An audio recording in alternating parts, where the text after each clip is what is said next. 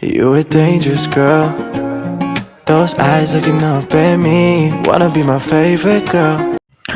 Hi guys, இந்த வீடியோவில் நம்ம என்ன பார்க்க போகிறோம்னா, நாங்கள் எப்போவுமே ரெகுலராக ஒரு பையன்கிட்ட போய் பானிபூரி சாப்பிடுவோம். நிறைய பேர் பார்த்துருப்பீங்க.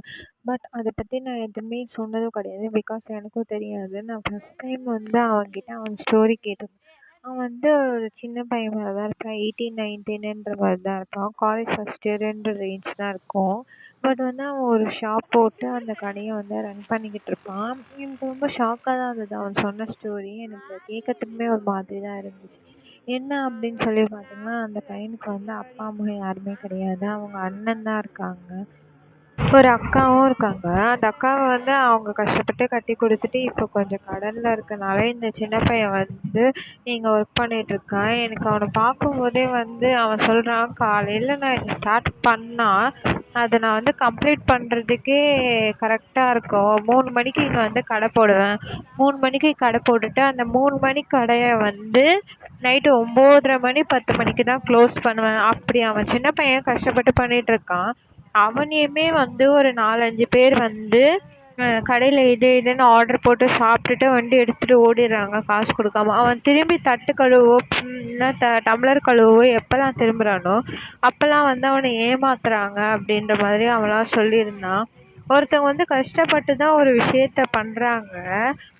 அதுலேயுமே வந்து நிறைய பேர் ஏமாற்றணுன்றதுலேயே வந்து ரொம்ப குறிக்கோளாக இருக்காங்க.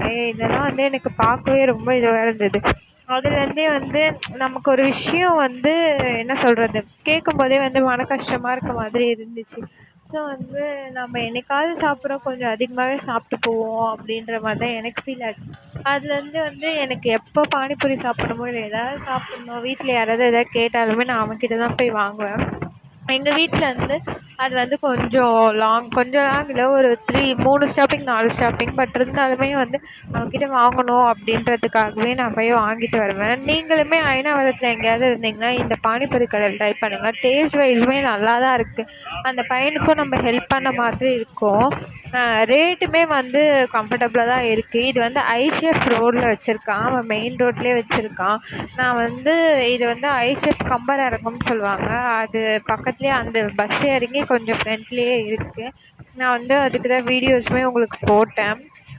எனக்கு வந்து அந்த பையனுக்கு சப்போர்ட் பண்ணணுன்னு பர்சனலாக தோணுது. பிகாஸ் என்னை பொறுத்த வரைக்கும் கஷ்டப்படுறவங்களுக்கு கொடுக்கலான்னு எனக்கு தோணும். உங்களுக்கும் அதே மாதிரி தோணுச்சுன்னா மறக்காமல் இந்த பையனுக்கு வந்து சப்போர்ட் பண்ணுங்கள். ஒரு சின்ன வயசுலேயே வந்து பேரண்ட்ஸ் இல்லாமல் கஷ்டப்பட்டு எல்லாத்தையும் செய்யணும் அப்படின்னு சொல்லும்போது அது எவ்வளோ வலிக்கும்ன்றது வந்து இல்லாதவங்களுக்கு மட்டும்தான் தெரியும். இருக்கவங்க வந்து புரிஞ்சுக்கிட்டிங்கன்னா அது வந்து உங்களுக்கும் தெரியும். ஸோ வந்து இந்த பையனுக்கு நீங்கள் வந்து கொஞ்சம் சப்போர்ட் பண்ணால் எனக்கு சந்தோஷமாக இருக்கும். ஓகே காய்ஸ், வீடியோ பிடிச்சிருந்தா லைக் பண்ணுங்கள். நெக்ஸ்ட் வீடியோ மீட் பண்ணுவோம்.